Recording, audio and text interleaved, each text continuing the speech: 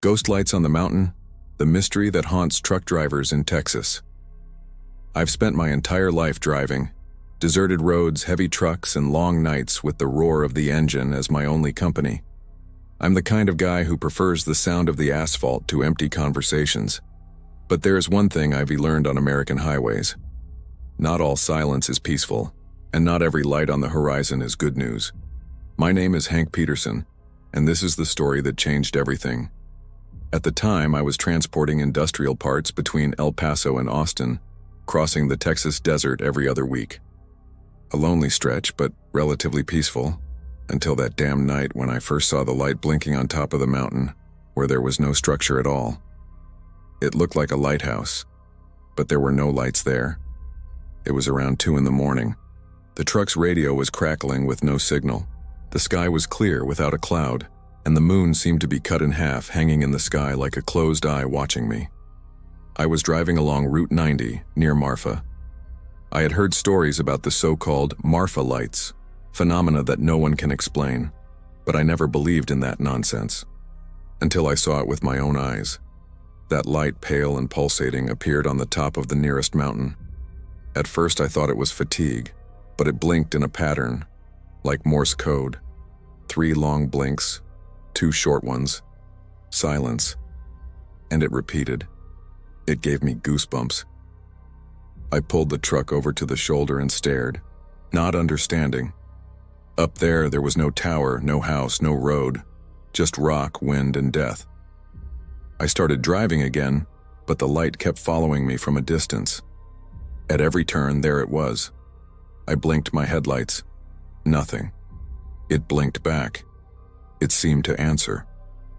The radio, which had been just crackling, emitted a dry crack, followed by dense static, like someone breathing deeply on the other end. Then a voice whispered, hoarse and clipped, saying only, "Help. Here." I locked the steering wheel. I almost lost control and spun off the road. I slammed on the brakes and jumped out of the cab, sweating coldly, my heart pounding in my chest. The radio went silent. The lights stopped flashing, but the air around me was different, thicker, more ancient. I thought I was going crazy. I stood there, hands on my knees, trying to catch my breath. The desert was too quiet. No crickets, no wind, just my labored breathing. That's when I saw something strange, marks on the ground, like tire tracks, but not from cars, rails. Rusty train tracks emerging from the sandy earth and heading toward the mountain. The detail? They hadn't been there before. I had driven down that road dozens of times and had never noticed any tracks there. I decided to follow them. I parked the truck, grabbed a flashlight from the cab, and started walking, guided by the marks. The tracks disappeared into a crevice between the rocks. It looked like a mine entrance, but it wasn't on any map. It was old, very old. Rotten wood, corroded iron structures, a strong smell of damp earth and rust. A broken sign swayed in the wind, held together by a single nail. I could still read the sign in faded letters. Black Hollow Mining Co. Since 1887, I'd never heard of it. Not even Google showed anything when I searched for it later. The mine entrance seemed to invite me. And the scariest thing, that light. Now it was pulsing inside. A light that had no apparent source. I flashed my flashlight, and the light inside flashed back. 3 long ones, 2 short ones. The same pattern, as if it was waiting for me. I went in. Each step echoed like a muffled punch in my ears. The heat inside was abnormal, suffocating, despite the nighttime desert climate outside. The walls were covered in marks, fingernails, handprints, as if someone had tried to escape. But these marks were old, very old. Some had dried blood. Others looked recent. I walked about 10 meters until I found what looked like an old mine elevator. Abandoned, broken, but still there. When I leaned against it, the wood creaked, and I heard whispers. Lots of them, as if several voices were speaking at the same time in languages I didn't understand. The lights were flickering frantically. I started to back away, but I heard a dry scream coming from the depths. It wasn't an echo. It was a real scream. From someone or something. One of the beams fell behind me, blocking the exit. I tried to crawl under it, but my flashlight went out. Total darkness. I stood there, paralyzed, not knowing whether to move forward or wait. When the flashlight came back on, I saw a figure standing ahead. A man, dressed like a 19th century miner with an oil helmet and eyes. No eyes. Just black sockets glowing. He wasn't saying anything. He was just pointing at me. To the ground. There, in letters made of charcoal, was written, "We're still here." And just below, "You need to finish what you started." I woke up hours later, lying on the side of the road next to the truck. There was no sign of a mine, no tracks, nothing. But my body was covered in dust, and my hands were stained with coal. Since that night, my life had become hell. I couldn't sleep properly. When I closed my eyes, I would see the light flashing inside the mine, or hear that scream. The scream of someone being swallowed by the earth. Dreams and reality began to mix, and the road that had always been my home became a cursed trail.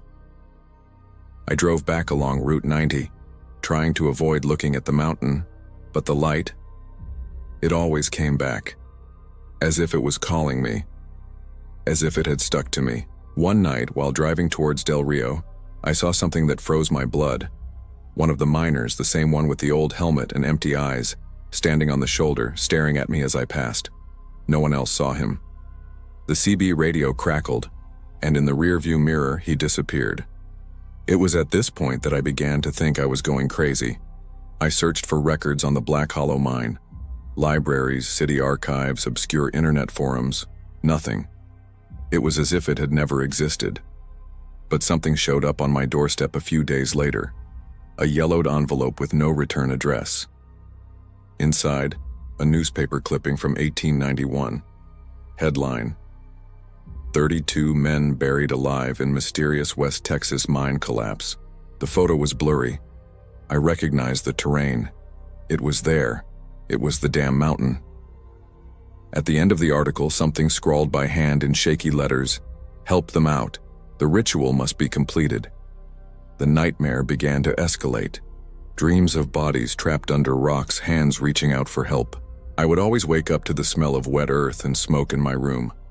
Objects in my truck began to move by themselves.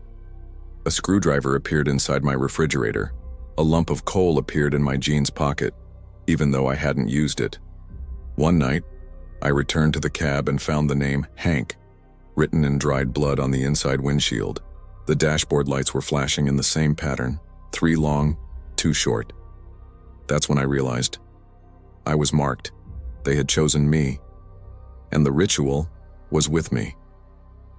An old acquaintance from the road, Ben, who had been missing for weeks, showed up out of nowhere at a truck stop in Alpine. But he was different. Sunken eyes, greenish skin, hands shaking. When he saw me, he froze.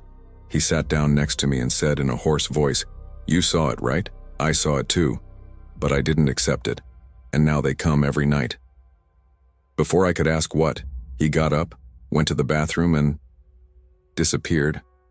No one saw Ben again. Not even the station employees remembered him. But his truck was still there, parked, locked, headlights on, flashing in the pattern: 3 long, 2 short. I decided I couldn't run anymore. I went back to the mountain. I entered the mine, but this time I took with me an old map of the region and a compass. Something told me that time was different in there.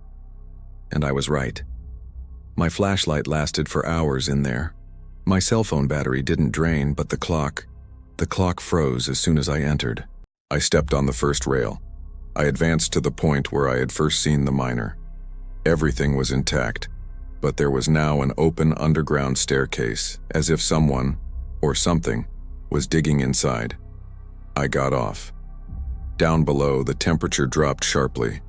The air tasted metallic and the mine wall seemed to pulse. The floor was covered in symbols carved in circles with mummified hands holding unlit torches at each corner. In the center, an altar. Above it, An oil lantern lit, pulsing, 3 long, 2 short, and a voice, this time clear, human, whispering behind me, complete, release, return. I turned quickly, nobody, but the mine began to shake. Dust fell from the ceiling. The wall to my left opened on its own, revealing a hallway filled with skeletons trapped upright as if they had been walled up alive. His eyes still glowed with greenish lights, and they whispered together, in a muffled chorus, as if they were praying backwards. The ritual needed something, and I knew what it was: fire, earth, and blood. On the altar next to the lantern there was an old diary, in it the records of the mine foreman. He admitted with words tainted with guilt that they had sacrificed the men alive. To keep the mine open, they made a pact with something ancient, something that lives under the rock, and the payment was never complete. The ritual was interrupted, and now it needed to be finished. For me, I cut the palm of my hand. I let the blood fall onto the central symbol. The entire mine groaned like a living creature. The lights went out, whispers turned to screams, and then absolute silence. When I opened my eyes, I was outside again. But something was different. The sky was red, the truck destroyed, and on my arm, a brand engraved in iron, 3 long lines, 2 short ones. Since then, everything has changed. I still drive, but I don't carry any more burdens. I carry signs, messages. At every stop, I see the empty eyes of the miners watching me. They are still trapped, and they want out, and I'm the only one who can finish what I started. Ever since the mark appeared on my arm, the visions have increased. I could feel the mine even though it was miles away. The earth vibrated beneath my feet as I crossed certain roads. In the truck's mirrors, figures appeared, and sometimes even the radio, even when turned off, emitted noises, voices whispering my name. Their presence was with me.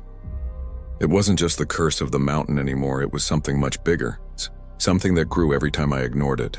They wanted more than to be free, they wanted revenge. It was on a dark morning, on the stretch between Fort Stockton and Marathon, that it all culminated. The sky seemed stitched together by silent lightning. The road was empty, not a living soul around. And then the headlights failed. The engine died, and around, everything went black, total silence. Not even crickets. No wind. Just the feeling that something immense was watching me. When I got out of the cabin, the road was no longer the same. It was covered in dark earth and ancient symbols. The mountain was there, in front of me, even though it was more than 100 kilometers away from where it should be. It was as if time and space had collapsed around me. The mine entrance opened by itself. I was pulled by an invisible force. I didn't walk, I floated. And inside, all 32 miners were waiting for me, stopped, static, but his eyes burned. A throne made of coal and bones rose from the bottom. Sitting on it, the foreman, deformed, with eyes sewn shut and his mouth open in an impossible smile, he pointed at me. And the miners began to sing a song. It was a language I didn't know, but I understood. They wanted justice. The foreman had betrayed them all, burying them alive in exchange for power. But now, they wanted a new sacrifice. I understood. The ritual was never just about freeing them, it was about replacing the bearer of the curse. Foreman had carried this curse for more than a century, trapped between worlds on the edge of reality. And now he wanted to pass the burden to me. I was chosen, not by chance, but by inheritance. My great-great-grandfather was one of those responsible for the mine, one of the owners. My blood marked by ancestral debt, and the only way to break the cycle was to accept my role as the new guardian, or burn alive as they burned, sealed with the curse. My skin began to burn. The mark on my arm lit up like embers. I fell to my knees. I screamed, but no one heard me. The earth opened up beneath me, and the ground swallowed me. When I woke up, I was in the truck, but something had changed. In the rearview mirror, my reflection smiled, even when I wasn't smiling. My eyes now shone with that greenish hue, and every night, without wanting to, I take someone with me to the mountain detour. Sometimes they disappear, sometimes they come back, but they are never the same. I am the new foreman, and the ritual never ends.